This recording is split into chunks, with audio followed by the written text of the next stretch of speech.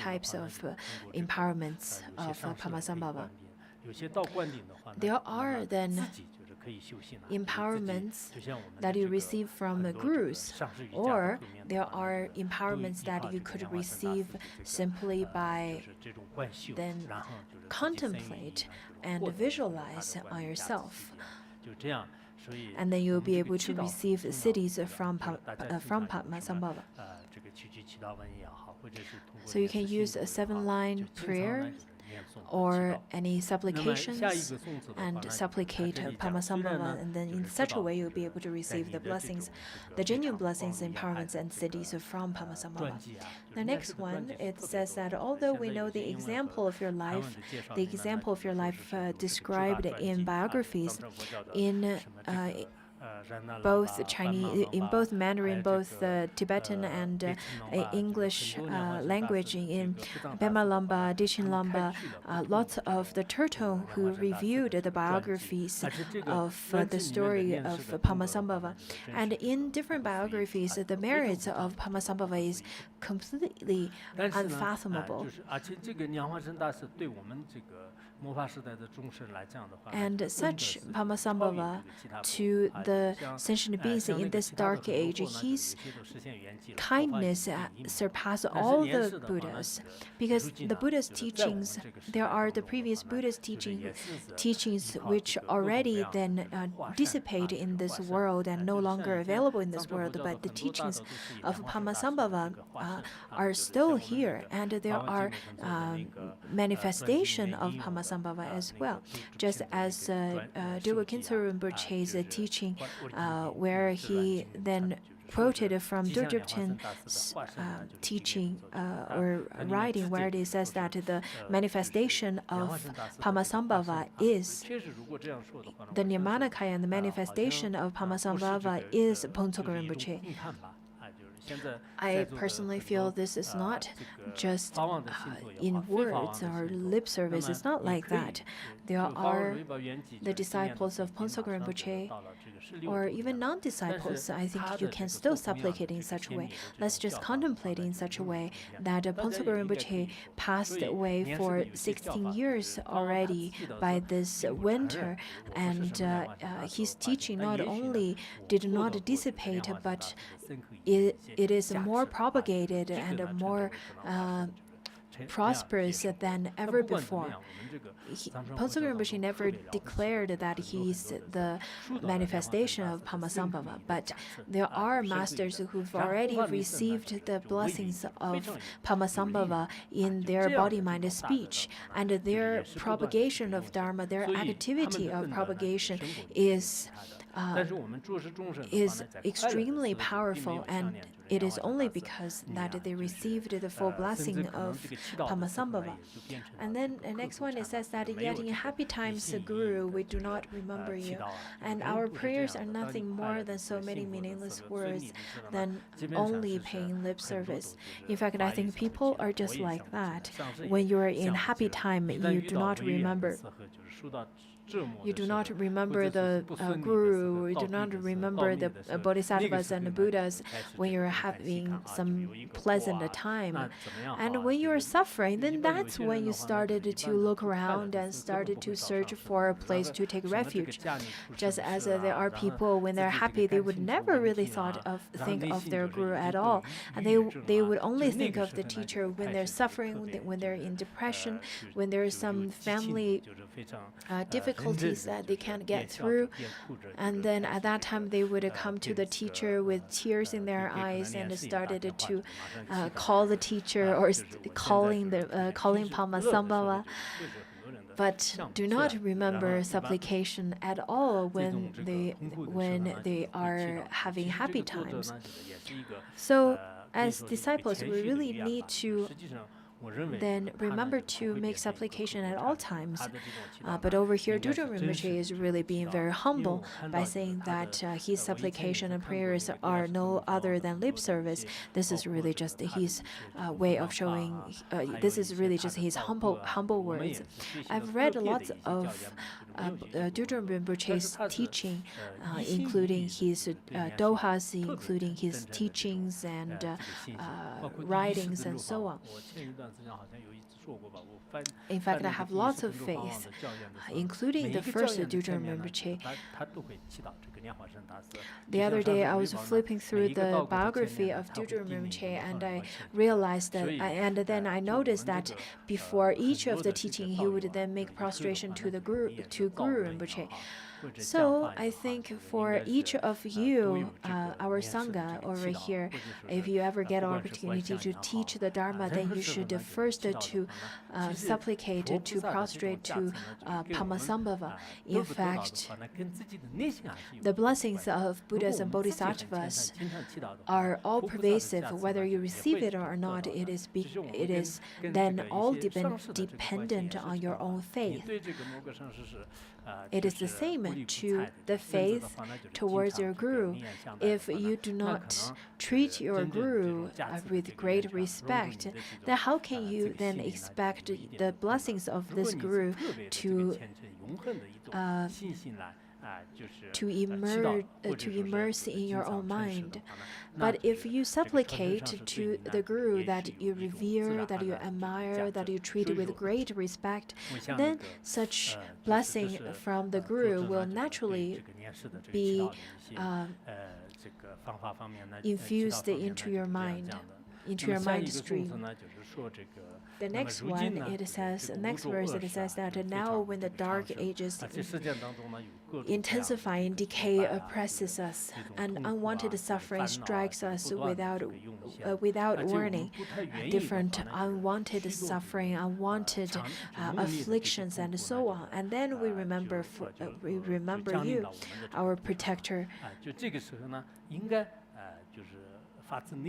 So at that time, from the bottom of your heart, you should remember Padmasambhava and cry out for help with lots of longing, asking for the blessings.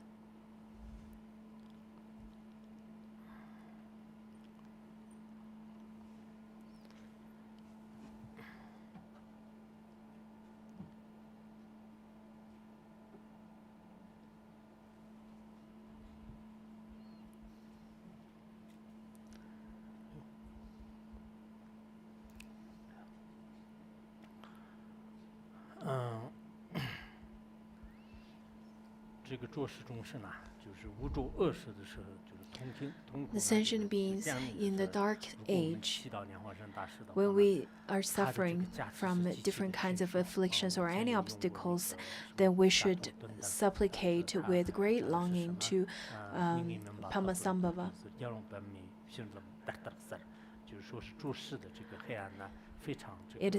The verse that I just recited, it says that the darker the night, the brighter the moon, the darker the age, the stronger the blessing. So that is the strongest blessings that we can receive from Padmasambhava in this dark age. And his blessing would be ever swift and ever strong. Therefore, we should supplicate to Padmasambhava.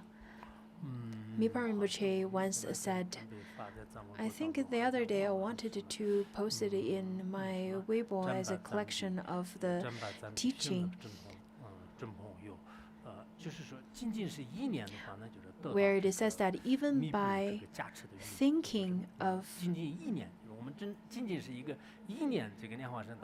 Padmasambhava, the clouds of blessings will gather, and you who showed great kindness to the Tibetan plateau, you are the one who is the root teacher of all. I myself, when I prostrate to you, I feel great gratitude, especially when I think of the ones who do not have anyone to rely upon, who do not have a deity to practice, who do not have a great guru to rely upon. Then I myself feel really grateful to have you as the one who I can rely upon. So nowadays, in such crowds of people, not many people have a place or a person to rely on. And not only that, they have great wrong views and they're only causing themselves afflictions. But I myself, since I've met you, I am so grateful that I've met you because now I have a place to rely on. So that's the Vajra teaching, Vajra speech of Mipa Rinpoche. Out of all the things that you can have, the most supreme that you could have is Padmasambhava as your refuge place. Therefore, through different languages, different teachings, if we can then make auspicious connection to Padmasambhava, and if you can make such admiration, such kind of give a rise to this admiration to Padmasambhava, that would be wonderful. If you can't find this sense of admiration, then it's very difficult to give rise to such kind of faith, and it's very difficult to receive the blessings from them either, from him either.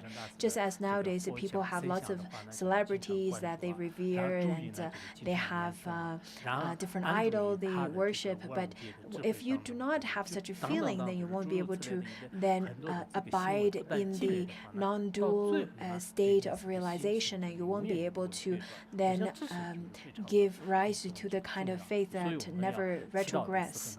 Therefore, during our supplication, I think we should have great devotion and great faith, wholeheartedly supplicate to Padmasambhava. Just as Mipa Rinpoche said that only thinking about Padmasambhava you'll be able to receive the thick clouds of blessings. So that is why I'm teaching the supplication to Padmasambhavas. And now it talks about the outer, inner, and secret obstacles. In terms of outer, the outer obstacles such as earthquake, infernos, hurricane, drought, flood, and so on. All of these kind of natural disasters, all of these kind of natural disasters that can be removed through the power of Padmasambhava. And the inner obstacle is more related to our bodies, such as heat, cold, wind, bile, and phlegm, including the 84,000 kinds of sickness. So all of these physical obstacles will then also be removed. And then the secret obstacles, such as the desire, aggression, ignorance, arrogance, doubt, and then hope and fear. Hope and fear are the demonic forces. All of these secret obstacles, mind disturbances, will also be banished into space by supplicating Padmasambhava. So the inner, outer, and secret obstacles, after supplicating to Padmasambhava, will be able to be banished into space solely by the blessings of Padmasambhava. In fact, in our life, we have different kinds of obstacles and hardships that would come up, just as the 7 points of mind training, where it says that when we encounter such obstacles, we can then practice bodhicitta. That's one way of working with it, and the other way of working with it is through supplication to Padmasambhava. In Tibetan Buddhism, in the chanting, there are different kind of chantings of Padmasambhava, including the 7-line prayer and the prayer of dispelling outer, inner, and secret obstacles. There's a supplication. There's a supplication where it says that may the outer obstacles be dispelled to the out, and may the inner obstacles be dispelled to the inner, and may the secret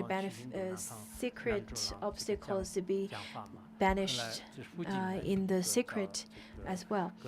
When Pontsuk Rinpoche went to India back in 1990, he went to a Gelupa's monastery, and he then gave a teaching on the three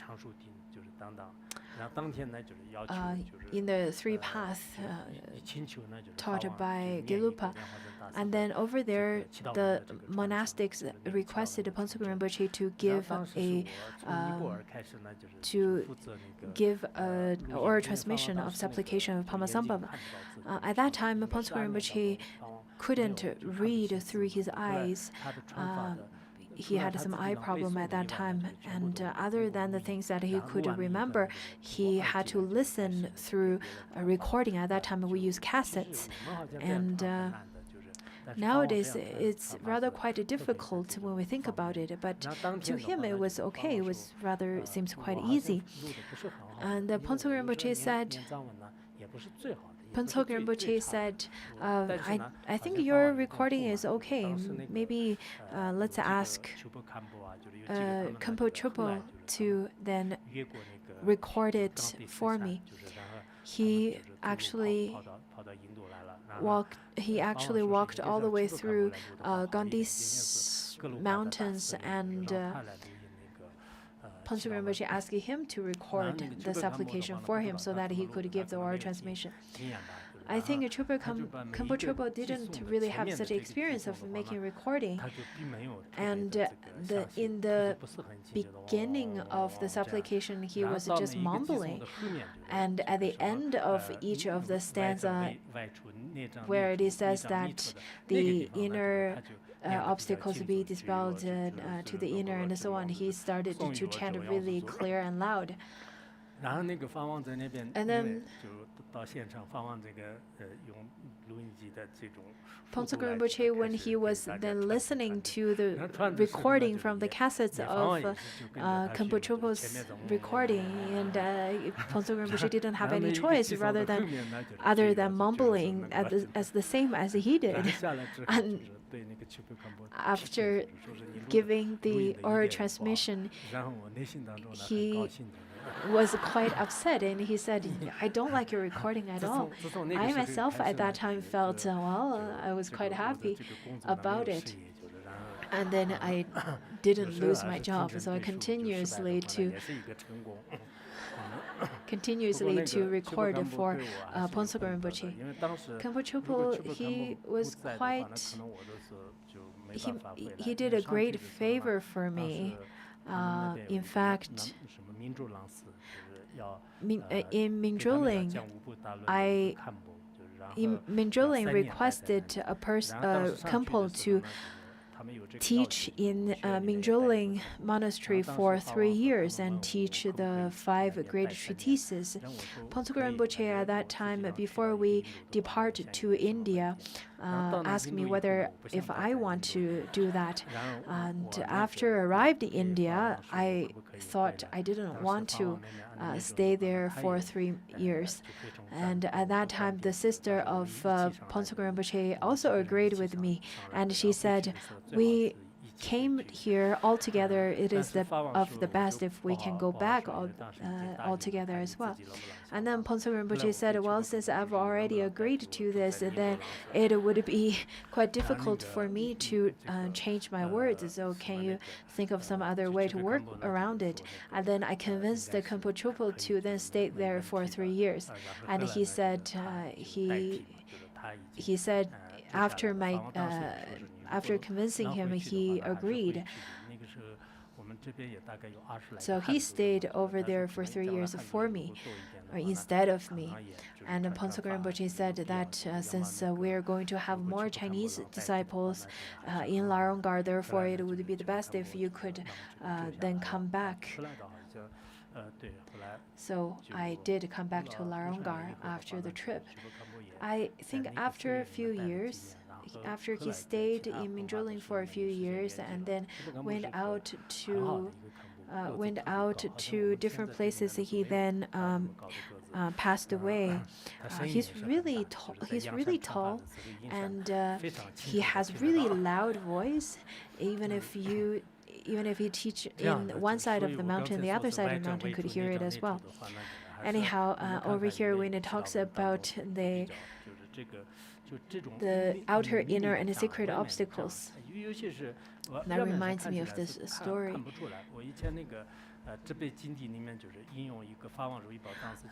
There was a story, in fact, that was told by Phuntsogye Rinpoche. There was Achi Sangye. There was a monk or a practitioner whose name is Achi Sangye. And then he went to Dudjom Rinpoche saying that he had a terma. And Dudjom Rinpoche said, no, it's not terma. Then he went to a different guru, and the other guru said, no, it's not terma either.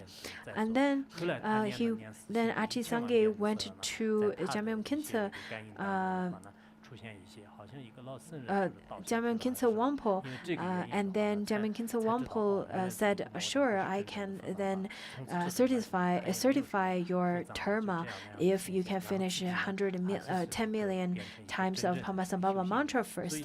And then after chanting the mantra for a long period of time, he then he then had a vision that a monk fell from the ground, fall to the ground, and then immediately the demon of arrogance left his consciousness, and then he became a genuine practitioner. Therefore, sometimes even if you feel that you had some kind of a good vision, but maybe that's a kind of demonic vision, and you should chant Padmasambhava's mantra to dispel it instead.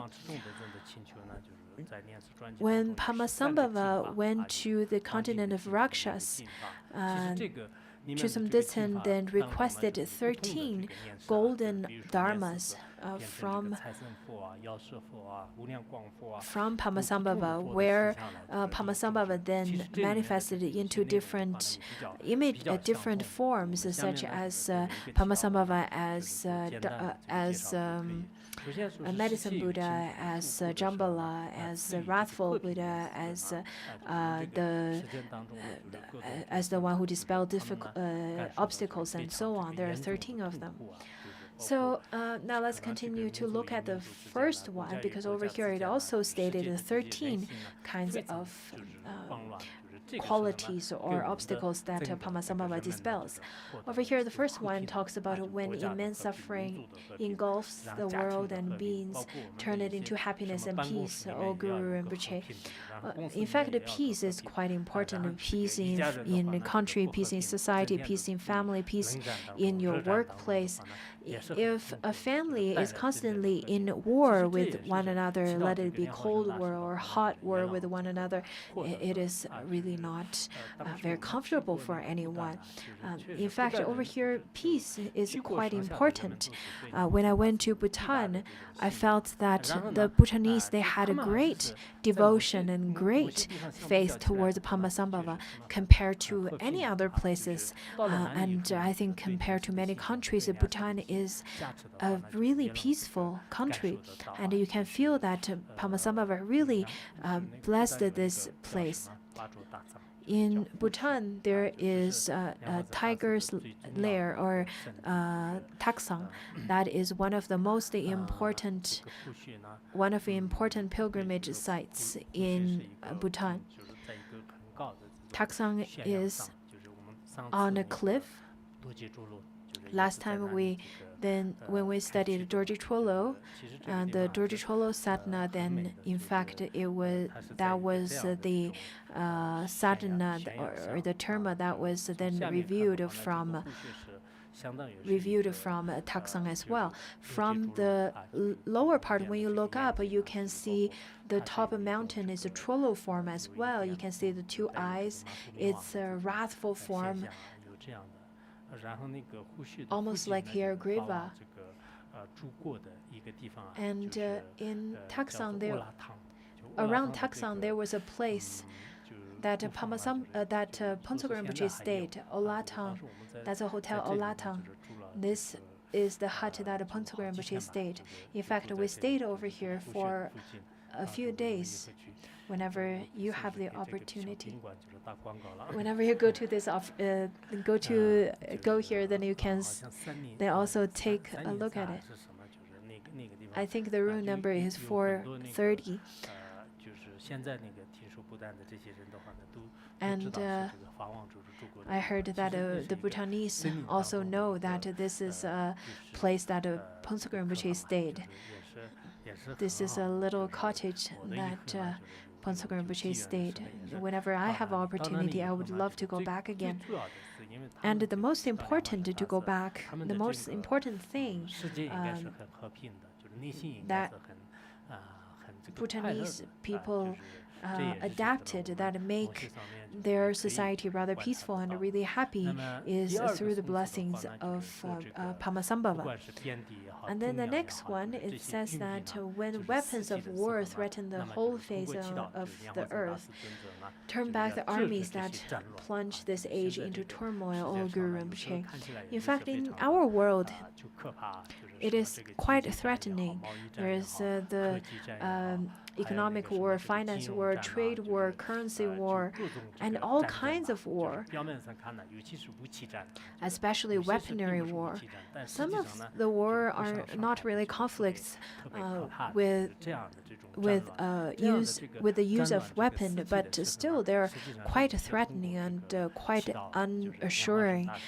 But in such an insecure society, if you could supplicate to Padmasambhava, it could also contribute to the cause of peace to the world. When we look at this world, there are different kinds of war in different countries. Nowadays, there are, I think in this year, there are about 195 sovereign countries. The countries, whether they're neighbors or they have some geopolitical conflicts, if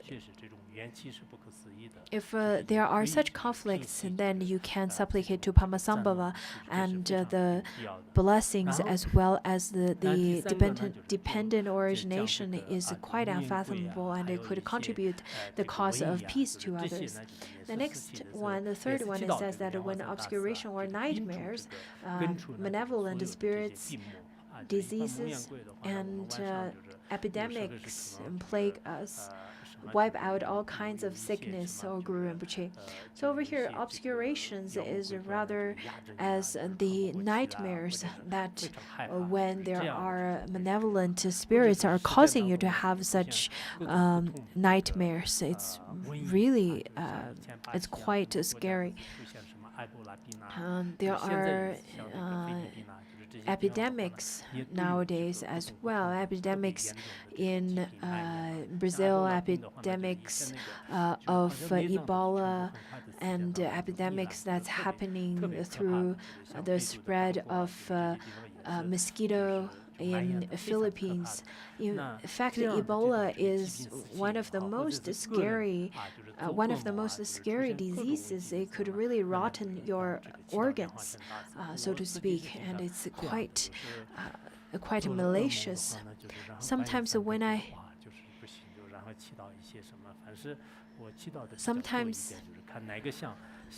Sometimes I also have nightmares, and when I wake up from such nightmare, I would then get up and make supplication. And it depends on who I remember. If I remember Tara, if I remember Padmasambhava, if I remember the Guru, then it's usually I would get up and I would kind of make supplication in the state of half asleep. This is quite important. The fourth one is that when resources fail in environment and among its beings, bringing deprivation and suffering, review abundant food and riches, O Guru Rinpoche. In fact, the abundant wisdom, abundant term.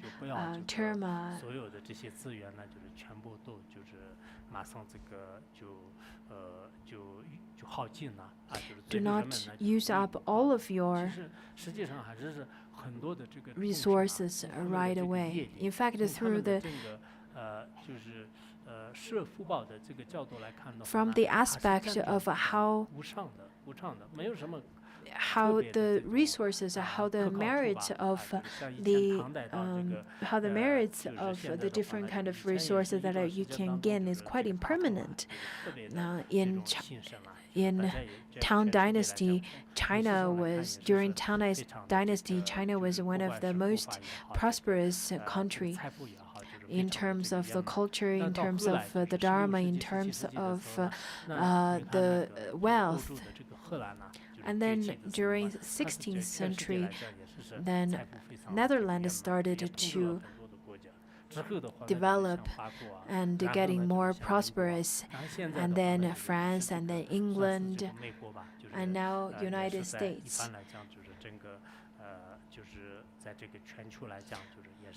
Globally speaking, after Second World War, United States started to get much more wealthy and more influential in this world. But you never know how things could change, because causes and conditions could dissipate, and the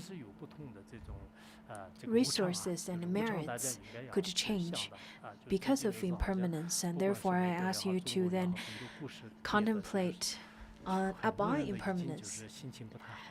Many people probably are influenced by the trade war between United States and China. So you should then supplicate to Padmasambhava. But nowadays we make so much killing of the animals, and it's very difficult to then turn the wheel of karma in terms of our merits. For those of you who are in this small valley, then you probably feel this is still very far from you. But if you have any of time to just look at this world, you would be able to see how this world then change and transform, and impermanence plays a great role in this world. In different countries, in different countries, different sentient beings, please grant your blessings, Padmasambhava. Please grant them wealth so that they don't be too deprivated from any kind of material providing. Also, don't let them get too rich either. So we should then supplicate to Padmasambhava genuinely. The fifth one then says that when the time comes to help beings with wealth of hidden teaching and sacred objects, hand over the Father's treasure to his heirs, O Guru Rinpoche.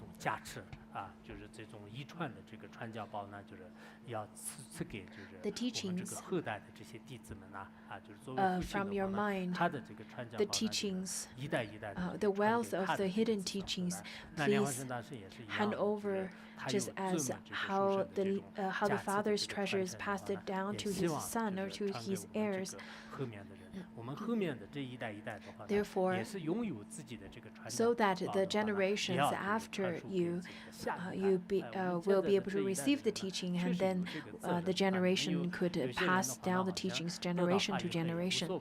There are people nowadays, they feel that receiving Dharma teaching is not that important, or they don't feel oral transmission or the lineage teachings is not important. That is a wrong attitude.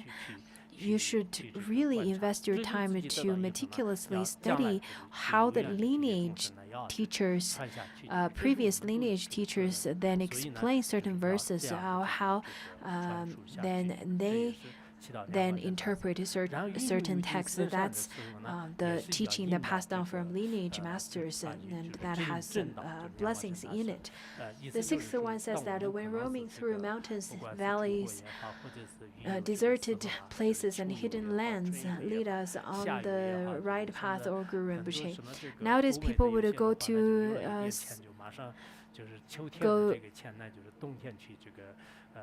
go on trips. People would save up to then save up in the fall so that they can make a trip in the winter. And like the Chinese, they would save up and don't really want to spend the money on food, on clothing, on traveling, and so on. Anyhow, when you're roaming about or taking trips, in fact, over here, more importantly, is that when you're doing any retreats in some of the remote areas, you should then first supplicate to Guru Rinpoche as well as the Dharmapalas or Dharma protectors, so that they can protect you. Guru Rinpoche can be called as the Guru, and can be called the Dharmapala, or can be called the Dakini, or the sources of the blessings of energy of blessing, sources of energy of protection, sources of energy of activity, of spontaneous activity. So Guru Rinpoche is really the embodiment of all three. In the book of Living and Dying, Tibetan book of Living and Dying, it says that in any of the daily activities, if you could supplicate Padmasambhava, even any small actions, if you could supplicate to Padmasambhava, then you will be able to receive the blessings, and then you'll be able to accomplish without any obstacles. For myself, maybe it's because of my family, because of my neighbors, because of the circumstances that I grew up in. I had great faith towards Padmasambhava ever since I was at a very young age. During my child play, I would then put some rocks over there, and I would use the sand and soil and pretend that those are the offerings that I make to Padmasambhava. When I was young, I think that the children at that time, they also perceive Padmasambhava as a father, as mother. And whenever I look at the paintings or sculptures, images of Padmasambhava, I have great faith towards those.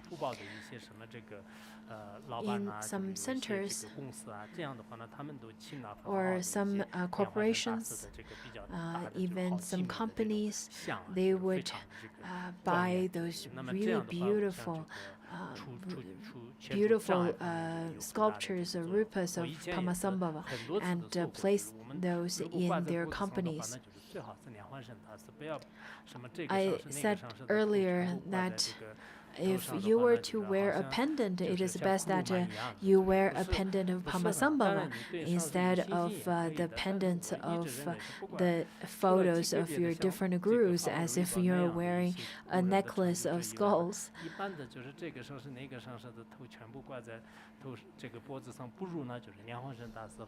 Instead of doing that, it is the best to wear the pictures of Padmasambhava or Shakyamuni. Once you wear this kind of pendants, then you could have the power to dispel the obstacles, and it would make the heretics as well as non-humans not dare to harm you at all. The next one then says, when vicious animals such as bears, such as tigers and lions and leopards and so on, want to attack us.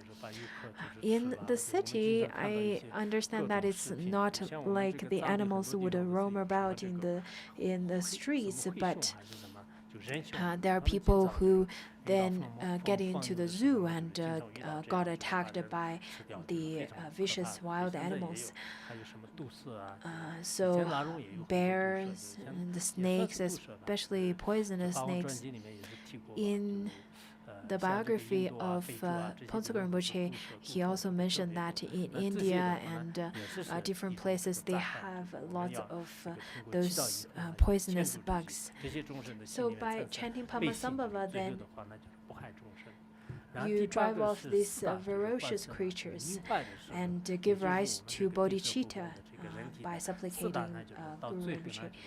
The next one, the 8th one, says, when the 4 elements become unbalanced and threaten us into catastrophe, harmonize the elements into their natural state, O Guru Rinpoche. So when the wind enters into dissolves into wind, when water dissolves into water, earth dissolves into earth, and fire dissolves into fire, the 4 great elements become unbalanced, and at the time of death, then you should supplicate to Padmasambhava so that you see the natural state of your mind. The 9th one says, when thugs, bandits, and robbers assault us, there are people who kidnap children and human traffic children in China, and they are groups. And thugs and bandits, they're robbers, many of them. In United States, recently there was 87 gun crimes that happened in one day, and 29 people died in one day. In Canada, they have Canada Goose. When you wear Canada Goose as the jacket, and there are robbers who would rob their Canada Goose, the jacket. In Tibetan plateau, whenever you wear the golden earring, then there would be robbers who would grab the golden earring off your ear. Not only you would lose your earring, you probably lose part of your earlobe as well, and leave a beautiful scar maybe. And in the cities, there are motorcycle riders, and they would grab other people's purse on the streets. So such kind of difficulties and such kind of all different kinds of things like this happen in society. But there are things that happen because of the karma has already fully ripened. Therefore, in a short period of time, you won't be able to do much about it. But at least if you supplicate to Guru Rinpoche, then you'll be able to be protected in some ways. I feel that until now I'm still alive, I'm still giving teachings, and it is all because of the blessings from the 3 jewels and from the 3 roots from Guru Rinpoche.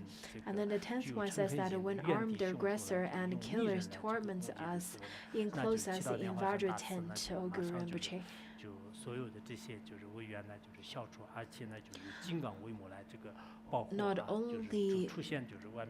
Not only dispel the obstacles, also enclose us to protect us in this Vajra tent so that we can be protected by you from the external aggressors. The 11th one says that when this lifespan is exhausted and death comes, lead us to the realm of great bliss, O Guru Rinpoche. In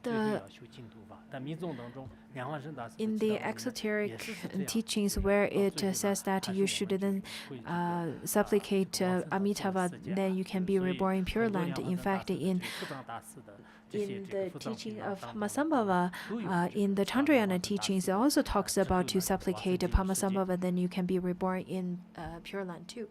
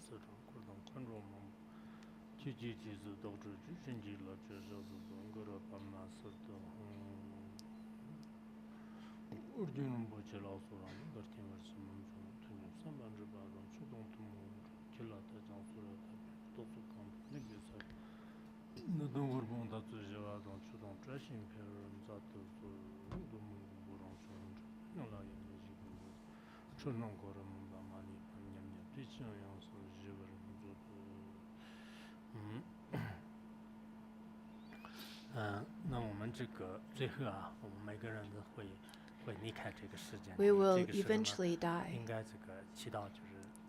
And at the time of death, we should supplicate to Padmasambhava, who is no other than Amitabha. When you understand the biography and stories of Padmasambhava, you'll be able to see that Padmasambhava is the manifestation of Amitabha, and they are no other than each other. They are of one taste, of one nature. To some people who have a great faith towards Padmasambhava, then they would appear as the form as Padmasambhava, and to people who have great faith towards Amitabha or Chenrezig, then the different forms would appear in front of you in such a way. Then the next one, it says that the 12th one, when the illusory experiences of the bardo arises as suffering, let the delusion be self-liberated, O Guru Rinpoche. At the time of death or in the bardo, there are lots of scary forms would appear, including really extremely loud thundering, extremely loud sound, and lots of lights and so on. And when such kind of illusory experiences appear in front of you, if you've heard the teachings of liberation upon hearing and received the teachings of Bardo teachings, then you'll be able to perceive Padmasambhava. You'll be able to perceive the 100 wrathful and peaceful deities. And at that time, all the delusions will be self-liberated. So lots of the suffering and the terror that you may feel at the time during Bardo, then you should then remember that Padmasambhava is no other than your own mind, and is no other than your own Guru's mind, and the Amitabha's mind is no other than your mind, and so on. And then at that moment, all the terror and all the suffering and the pain you feel at the moment at Bardo will disappear right away, and you'll be able to see the Pure Land right in that moment. So in the during those kind of illusory experiences during Bardo, supplicating to Guru Rinpoche is extremely important. Then the 13th one, it says, when we stray into the cycle of karmic existence, show us the path to liberation, O Guru Rinpoche. Please show us the path to liberation when we are so drawn to the cycle of karmic existence. When Guru Rinpoche's blessings swiftly enter into our mind stream, we will be able to right away give rise to the right view, to the bodhicitta, and so on. And without the blessing of Guru Rinpoche, just simply by our own strength, we won't be able to fight over such strength and such karmic force, and will then, without knowing it, get entrapped in the cycle of karmic existence again. So that is why we really need Guru. We really need Guru Rinpoche to then protect us and help us. To different sentient beings, this is extremely important. And that is why we need to supplicate with great devotion. The last one it says that the last one is more as a general statement. It says, or summarization. It says that throughout this life, the next and the bardo state, when we have no one to rely on but you, O Guru Rinpoche. In fact, this is exactly what we should do.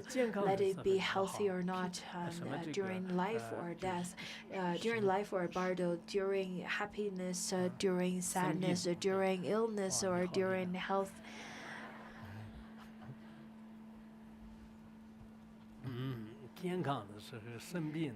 In health and in illness, in beauty and in ugly, in good mood, in bad mood, in any kind of situations, they are all. All of those experiences are the Guru Rinpoche's blessings. When I feel suffering, then I feel this is the blessing from Padmasambhava. When I'm happy, this is the blessing from Padmasambhava. The sound is Padmasambhava's Vajra speech. What I see is the vision of, is the body of Padmasambhava. Whatever I think is no other than the form of Padmasambhava. In fact, the teaching of Tantra Pith instructions are quite abundant, and the Tantrayana practitioners will be able to view everything in life as blessings and as a cause to generate great faith. The blessings, without the blessings from lineage masters from the Guru Rinpoche, then the Dharma could easily be turned into poison, and with the blessing, the demons could be turned into celestial beings, and the poison could be turned into the medicine of Dharma. That is the importance of the blessings from the lineage masters and Guru Rinpoche. And then it says, in short, rest your lotus feet in our hearts. Your devoted followers, always, without ever separating, completely purify the suffering of impurity and delusion, and inspire us with your blessing to reach the stronghold of everlasting happiness and peace. That is Buddhahood.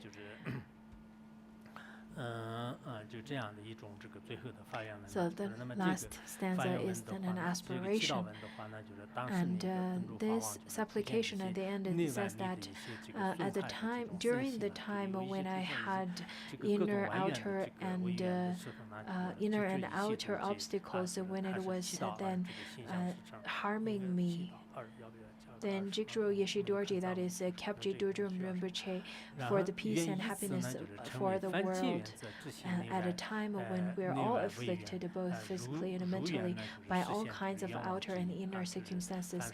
For anyone who encounters this prayer, may it serve as the cause to eliminate all the outer and inner obstacles that they face and accomplish their wishes and aspirations just as they desire.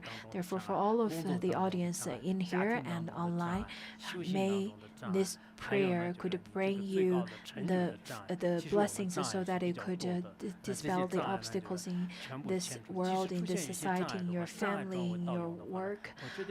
And that is very necessary, because nowadays in this world we have lots of obstacles.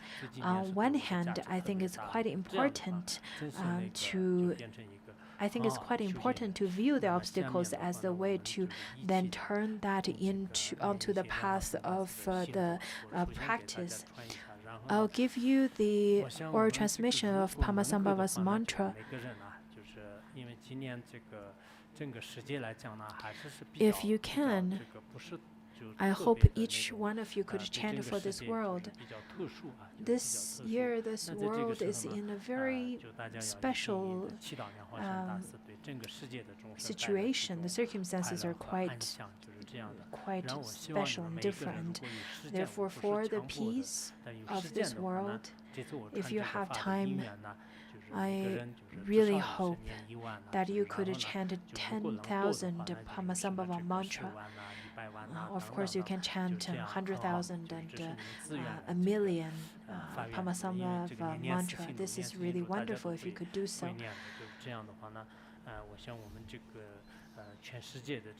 And through such practice, through such genuine supplication, then we hope to bring peace and happiness into this world. And if you have statue of Padmasambhava, then I really hope that you could wear it on your neck or on your wrist, or you could keep it on your cell phone.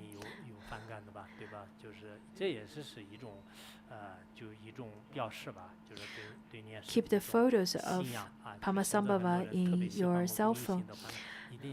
Especially this is your faith, where your faith is. Just as nowadays, if you are interested or if you really like a certain celebrity, you would keep the celebrity's picture on the cell phone. So that could be considered as a way of keep Padmasambhava close to you.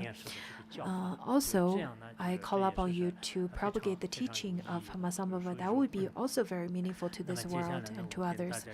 And then I will give you the oral transmission of Padmasambhava mantra and the supplication.